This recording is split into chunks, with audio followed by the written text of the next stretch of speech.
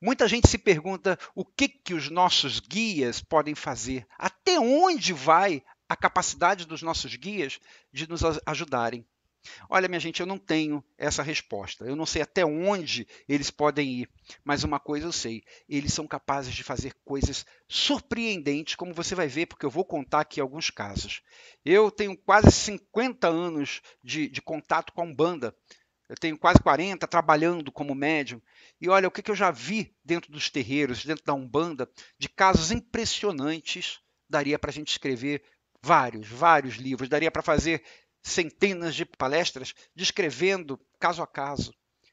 São casos que desafiam a medicina. Eu já vi gente desenganada ser curada, muitas pessoas. Eu já vi casos dados como assim, sem solução. Olha, não tem mais jeito, sendo solucionados. Enfim, eu já vi verdadeiros milagres acontecendo dentro dos terreiros e que já aconteceram e que continuam acontecendo a cada dia dentro dos terreiros. Só que eles acontecem de uma forma assim silenciosa, né? São casos miraculosos que acontecem sem alarde, sem propaganda, sem marketing, mas estão lá. Fazem parte, eu tenho certeza, da rotina de cada casa de Umbanda. Então, como eu disse, eu tenho contato com a Umbanda já há quase 50 anos. E eu tenho muita história para contar sobre as coisas que eu já vi dentro dos terreiros. Obviamente, não vai dar para contar aqui nem um décimo, nem um centésimo do que eu gostaria. Mas eu queria contar o que a gente chama de causos. Então, alguns causos que eu já presenciei dentro da Umbanda. Quando a minha mãe inaugurou o terreiro dela, eu era criança, a gente morava em Minas, e a minha relação de amor com a Umbanda, ela foi assim, amor à primeira vista. Eu criança, eu vi as coisas acontecendo e aquilo me deixava admirado com aquilo. E eu prestava atenção em tudo que eu via. Guardava tudo aquilo na minha mente, queria entender. Eu criança, queria entender o que estava acontecendo. Então, como eu estava dizendo, a gente morava numa cidade lá no interior de Minas, e na época a cidade era tão pequena que ela tinha praticamente duas ruas, o resto era roça. A gente morava lá no meio da roça. E tinha um rapaz naquela cidade, esse foi o primeiro caso assim que me chamou a atenção, que me marcou muito, porque depois eu vim a ter muito contato com esse rapaz. Mas tinha um rapaz na cidade que todo mundo tinha medo dele. Ele era um rapaz, ele devia ter talvez uns 19 anos, e ele vivia vestido de preto, ele andava armado de facão, mais de um facão, e era completamente desequilibrado mental. Já tinha sido até internado algumas vezes, então ele impunha medo na cidade. As pessoas, quando o viam, mudavam o trajeto, atravessavam a rua. E eu não me lembro como, nem porquê, mas um dia ele apareceu lá no nosso terreiro. E foi aí que a gente foi conhecer de perto esse rapaz. Acontece que esse rapaz ele sofria uma obsessão violentíssima. Eram muitos obsessores, muito perturbadores que influenciavam sobre a cabeça dele. E aí ele começou a frequentar o terreiro e começou a ser tratado pelos nossos guias nessa obsessão. Olha, como eu disse, ele devia ter uns 19 anos e ele tinha sido criado na roça. Era uma pessoa assim daquele tipo bastante ignorante em termos de cultura, uma pessoa bronca. Ele não falava uma palavra certa. Assim, nem verbo para ele não existia. Era do tipo nós vai. Era uma pessoa assim muito rude. E ele tinha muitos problemas psicológicos, muitos problemas mentais, muitos problemas emocionais. Como eu falei, já tinha sido até internado. Então, durante o tempo que a gente passou lá em Minas, ele nos acompanhou no terreiro. E aí ele foi sendo cuidado no terreiro e a obsessão foi sendo vencida. Com o tempo, a gente começou a observar o Donizete, o nome dele era Donizete. A gente começou a observar que ele parou de andar de preto, parou de andar armado, começou a trabalhar, começou a mudar assim da água para o vinho. E aí, ao invés dele ser o mais temido da cidade, todo mundo passou a ter um carinho enorme por ele, porque a gente foi vendo que por trás daquela aparência que todo mundo conhecia antes, gente, tinha um rapaz com um coração de ouro, um coração enorme, por trás daquela aparência rude e que era aumentada pela obsessão. Ali tinha um rapaz com um coração enorme, uma mente, às vezes até infantil. Para você ter uma ideia, ele tinha uns 19 anos, eu era criança, ele brincava comigo, para vocês verem a inocência que ele tinha, mas que aquela obsessão não deixava ele aparentar. Mas e essa questão da obsessão dele, que mudou o Donizete da água para o vinho, me surpreendeu, mas o que mais me surpreendia não era isso. Como eu falei para você, o Donizete não falava uma palavra corretamente. Ele não conjugava um verbo corretamente. Não sabia. Ele era ignorante, não tinha tido estudo, foi criado na roça. Eu me arrepio quando eu lembro desse caso, porque ele era filho de Ogum.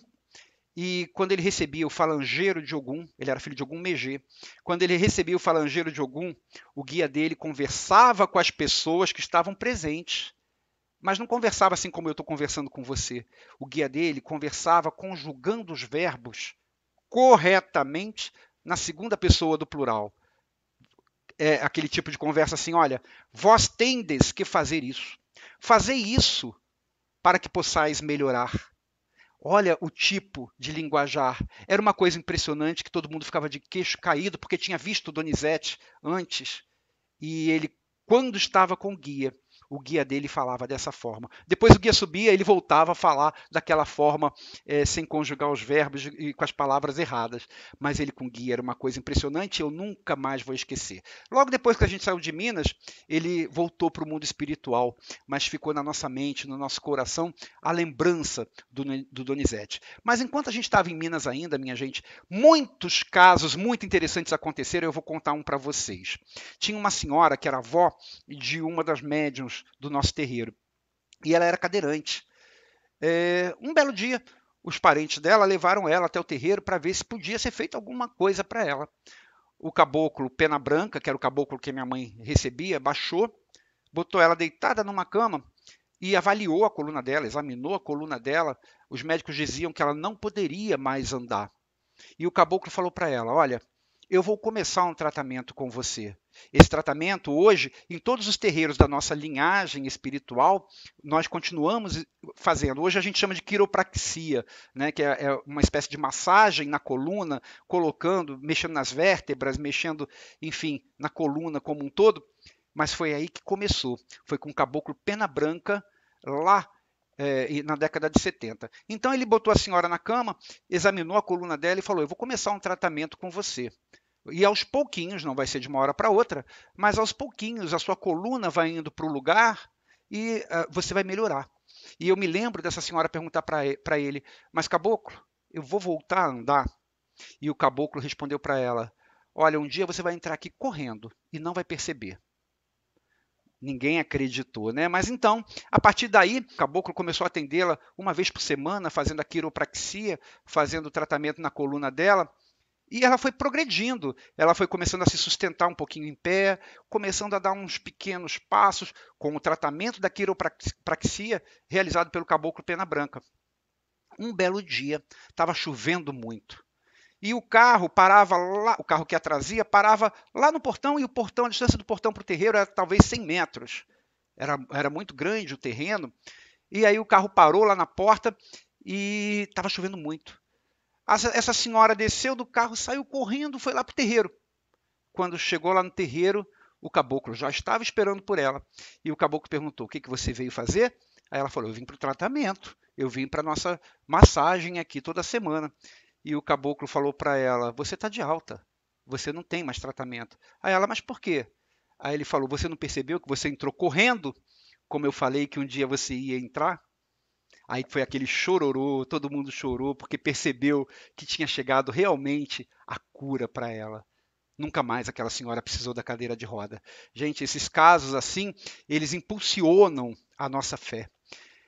Lá também em Minas, no terreiro da minha mãe, eu presenciei um caso muito interessante. Tinha um rapaz que era parente de uma médium lá no terreiro e que ele sofreu um acidente gravíssimo. Ele sofreu um acidente, foi internado, ficou entre a vida e a morte. E aí os parentes dele foram conversar lá com o caboclo Pena Branca, né? O que a gente pode fazer? Tem alguma coisa que possa ser feita? O caboclo pegou o nome dele, fez aquela vidência e falou assim: olha, ele está entre a vida e a morte porque ele tem um trabalho feito. Fizeram um trabalho de morte para ele. Se não fizermos nada, ele vai morrer. É preciso fazer um trabalho espiritual urgente com ele lá no hospital. Vocês peguem isso assim, assim, assim, vão lá e façam isso com ele. Aí a parente dele, que era do terreiro, falou o seguinte: olha, é impossível, caboclo. É impossível porque já é de noite e esse hospital ele é muito certinho com o horário de visita, não deixa ninguém entrar fora do horário da visita. Ninguém entrar. E mais, hoje quem está lá é uma enfermeira que é muito certinha, é muito correta. Quando a gente vai visitar no horário de visita, ela fica do lado, vendo tudo que a gente está fazendo, não deixa a gente encostar nele. Vai ser impossível fazer esse trabalho. Aí o caboclo perguntou para essa médium qual é o nome dessa enfermeira. A médium deu o nome, ele fechou os olhos. Um minuto depois ele falou para a médium: olha só, ela, eu me lembro dessas palavras, gente. Ele falou assim: olha, ela é das nossas. Ela já está avisada. Você pode ir. Os médiuns pegaram as coisas que o caboclo falou que tinham que levar para lá para o hospital para fazer e saíram desacreditados. Já era de noite, o hospital não ia deixar entrar. Eles chegaram no hospital e foram entrando. E parece que ninguém os viu. Ninguém os viu. Quando chegaram na sala onde o rapaz estava internado, a porta estava fechada. Eles bateram na porta e a tal da enfermeira abriu a janelinha, olhou para eles e falou assim: eu estava esperando vocês. Pode entrar. Façam o que tiver que fazer e depois me avisem quando terminarem. Ela abriu a porta, eles entraram e ela saiu. Deixou eles lá dentro fazendo o trabalho que o caboclo tinha recomendado. Quando eles terminaram, eles avisaram a ela e ela falou: agora ele vai ficar bom. Alguns dias depois, o rapaz estava de alta. Olha que caso maravilhoso que a gente presencia nos terreiros de Umbanda. Eu acompanhei os trabalhos no terreiro da minha mãe por muito tempo e eu vi muitas coisas que a gente poderia dizer que são milagres acontecendo lá todos os dias. Mas eu também vejo coisas assim, eu tenho certeza que isso acontece em todos os terreiros de Umbanda, e eu vejo coisas assim também na casa do Caboclo Birajara. Casos que a gente poderia dizer que são milagres porque desafiam também a medicina. Um desses casos que me chamou a atenção aconteceu alguns anos atrás, talvez uns 6, 7 anos atrás, que foi o caso de um rapaz que frequentava a nossa casa, a casa do Caboclo Birajara, e que um belo dia ele foi diagnosticado com leucemia aguda. Na faixa de idade que ele tinha na época, os médicos diziam que leucemia aguda, para aquela faixa de idade, era muito perigoso e quase sempre levava ao óbito. Então ele foi internado, os médicos começaram a fazer os tratamentos com ele, mas a leucemia só progredia. Não estavam conseguindo combater a leucemia. E os médicos chegaram a um ponto que falaram assim: ó, não tem mais o que fazer, ele vai morrer, não tem mais jeito. Quando nós soubemos disso, nós entramos em contato com uma pessoa que acompanhava esse rapaz no hospital. O rapaz estava consciente, sabendo que ia morrer, e pedimos para essa pessoa: pergunta a ele se ele permite que nós façamos alguma coisa espiritual para ajudá-lo. A gente sempre gosta de perguntar para a pessoa se ela permite, se ela tem consciência, né? Se ela está com a consciência ativa, se ela permite que faça, que é para a gente não violar o livre-arbítrio. Vai que a pessoa não queira e a gente vai estar fazendo algo por alguém que se alguém não quer. Isso é violar o livre-arbítrio. Então a gente pergunta para ele se ele permite que nós façamos um trabalho espiritual. A resposta dele foi: olha, façam o que for preciso, eu vou morrer. Desligamos o telefone, a Cabocla Janaína baixou e ela falou: vamos fazer por ele isso, assim, assim, assim, reúna aquilo, pega aquele elemento, vamos juntar, vamos fazer o trabalho. Vamos fazer um trabalho por ele. Ele é filho de tal orixá, a Cabocla falou, ele é filho de tal orixá, então nós vamos fazer um trabalho para ajudá-lo. E aí a Cabocla subiu e eu e a mãe Rose, que é uma mãe de terreiro da casa do Caboclo Birajara, nós fizemos o trabalho espiritual para esse rapaz que estava morrendo. O trabalho foi feito num dia, ele começou a melhorar. 7 dias depois, ele teve alta, e não foi só uma simples alta. Nos exames dele, não tinham mais traço nenhum de leucemia. Gente, quem é que fica curado de leucemia aguda em 7 dias? Então, os médicos não souberam explicar. Para os médicos, aquilo não tem como explicar, mas nós sabemos o que aconteceu. São milagres assim que nos mostram o que os nossos guias, o que os nossos orixás podem fazer. E nisso já se vão, sei lá, 6, 7, 8 anos, está vivo até hoje. Mas não foi o único caso de câncer com que a gente lidou nesse período, não. Eu quero agradecer a mãe Rose, que está nos escutando, uma das mães de terreiro da casa do Caboclo Birajara, que permitiu que a gente contasse o caso dela. A mãe Rose, há algum tempo atrás, começou a ter uns problemas e acabou sendo internada. E quando ela foi internada, descobriram que ela tinha um câncer hiperagressivo. Tem que fazer cirurgia correndo, tem que cuidar rapidamente, porque ela vai morrer, não tem jeito. Enfim, fizeram a cirurgia, mas fizeram a cirurgia e ela tinha uma infecção crescente, uma infecção muito agressiva, e que os médicos, mesmo com todas as medicações que estavam dando para ela, não estavam conseguindo combater aquela infecção. A cada dia a infecção aumentava. Então tinha o problema do câncer, que tinha sido feita uma cirurgia, mas ainda estava naquela situação que não sabe como que vai ficar, e uma infecção crescente, crescente, crescente. Aí eu fui ao terreiro e eu fui lá conversar com os guias para saber se a gente poderia fazer alguma coisa espiritual pela Mãe Rose, porque às vezes tem coisas que a gente não pode fazer nada. E aí a pombagira me pegou, eu recebo pombagira, e a pombagira que foi cuidar da Mãe Rose. A distância, lá do terreiro, a Mãe Rose estava internada, e à distância, a pombagira começou a trabalhar pela Mãe Rose, para diminuir a infecção. Isso foi numa sexta-feira à noite. No sábado de manhã, foi o primeiro exame que ela fez, já mostrou que a infecção estava começando a cair. Olha, a infecção só crescia dia após dia. E de sexta para sábado, após o trabalho da pombagira, a infecção começou a diminuir. E a partir dali, a infecção foi diminuindo, diminuindo, diminuindo, num ritmo acelerado que os médicos não sabiam explicar como é que estava diminuindo tão rápido assim, já tinham tentado de tudo antes e nada tinha acontecido, e agora estava diminuindo num ritmo rápido. Conclusão de tudo isso, a Mãe Rose ficou curada daquele câncer. Mas voltando ao hospital, algumas vezes, até para fazer o acompanhamento, e graças a Deus não apareceu nunca mais nada daquele câncer que ela tinha, conversando com a médica falou para ela, olha, Deus deve ter um propósito muito especial para você. E a Mãe Rose perguntou, por quê? Aí ela falou, porque 100% das pessoas que têm esse tipo de câncer que você teve morrem. Foi o mesmo câncer que matou o Tancredo Neves. E não é 99,9% que morre, é 100% das pessoas que têm esse câncer morre. Não tem jeito, é um câncer que não tem jeito. Aí a Mãe Rose falou, eu sou mãe de terreiro, lá da casa do Caboclo Birajara. Aí a médica falou, então está explicado. Ou seja, para os médicos, é só um milagre, só pela explicação espiritual para que ela pudesse ter sido curada daquele câncer tão violento, tão agressivo que ela tinha. E dentro da casa do Caboclo Birajara, a gente já viu muitos outros casos. Eu quero agradecer também a Tabata, que me permitiu também contar esse outro caso que eu vou contar para vocês. A Tabata é médium da casa do Caboclo Birajara e no ano passado ela engravidou. Ela engravidou e teve... E a gravidez foi de gêmeos, né? Aquela alegria, vamos ter gêmeos. Tá? E a gravidez foi tranquila nos seus primeiros meses.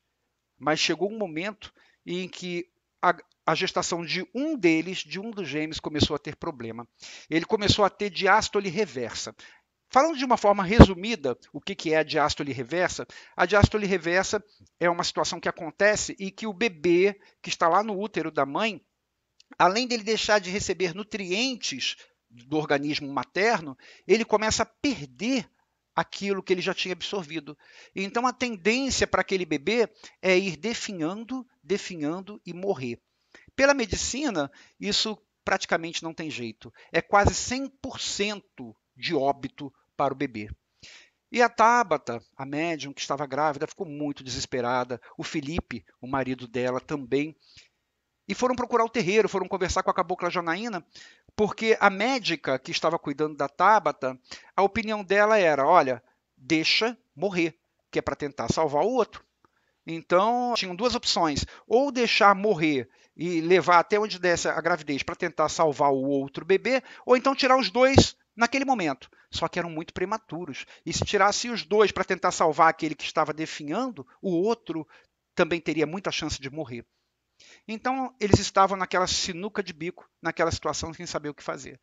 Conversaram com a cabocla Janaína e a cabocla falou para eles o seguinte, olha, eu sou da opinião de que enquanto tem vida, tem chance, tem esperança.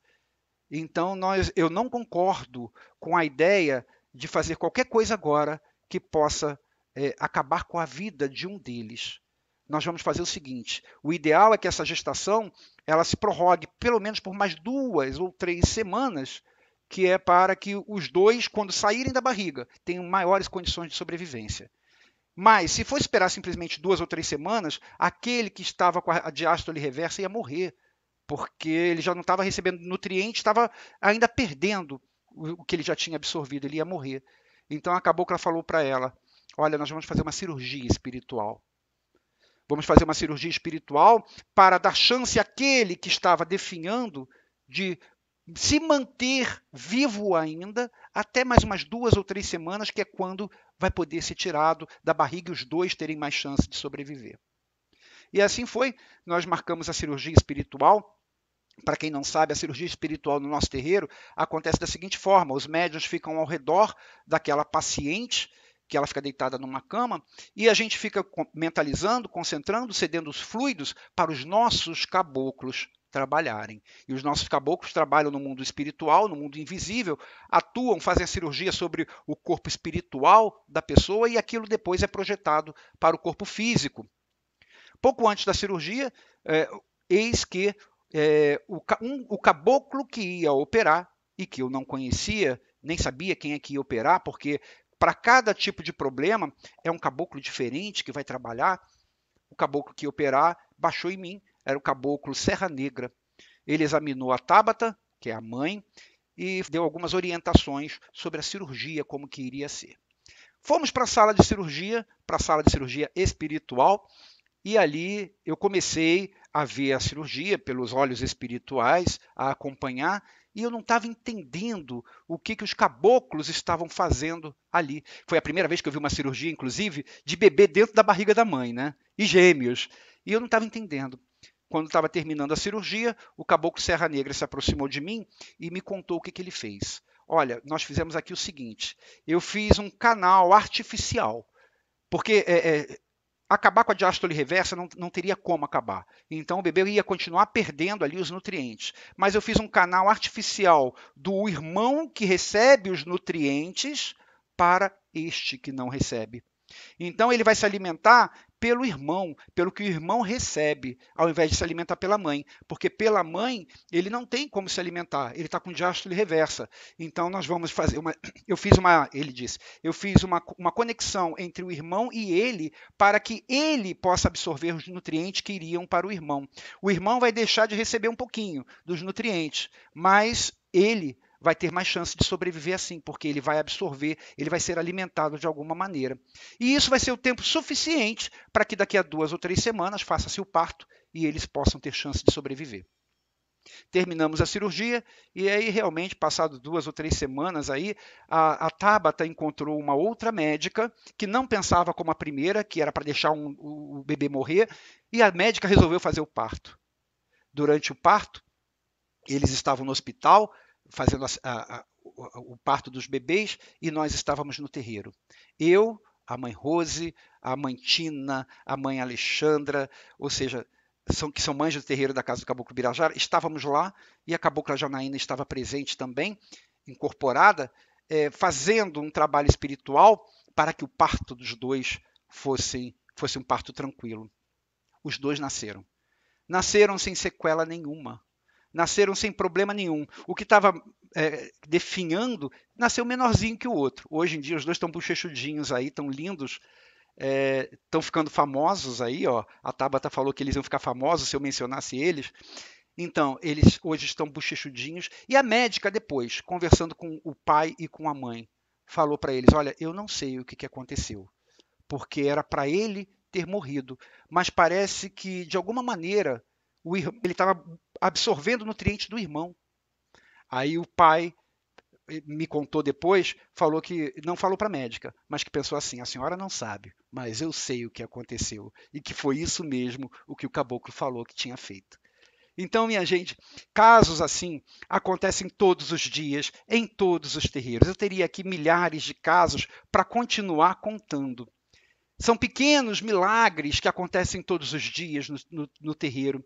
E a lição que eu tiro de tudo isso é que os nossos guias podem sim fazer coisas muito impressionantes. E se por um acaso não fazem, não é porque não tem capacidade para isso, mas é porque ou aquela pessoa não fez a sua parte, ou então porque o karma da pessoa impede. Muita gente me pergunta assim, nossa, eu admiro muito a sua fé. Como é que você tem essa fé assim tão grande? Tem como não ter fé? Tem como não ter fé, tendo visto tanta coisa? Como eu disse aqui, eu poderia continuar contando para vocês casos aqui o dia inteiro, por várias palestras, escrever vários livros só contando casos de Umbanda. É maravilhoso o trabalho que os nossos guias fazem junto a nós. Muita gente chama essas situações que a gente conta aqui de causos de Umbanda, né, minha gente? Porque são casos muito interessantes. Eu prefiro chamar, ao invés de causos de Umbanda, de chamar milagres da Umbanda. Milagres que a gente vê todos os dias pelas mãos dos nossos caboclos, dos nossos pretos velhos, dos nossos exus. E eu tenho certeza que se você frequenta a Umbanda, algum causo você também um dia vai ter para contar. Que Deus abençoe você. Um grande beijo. Fica com Deus. Até o nosso próximo encontro.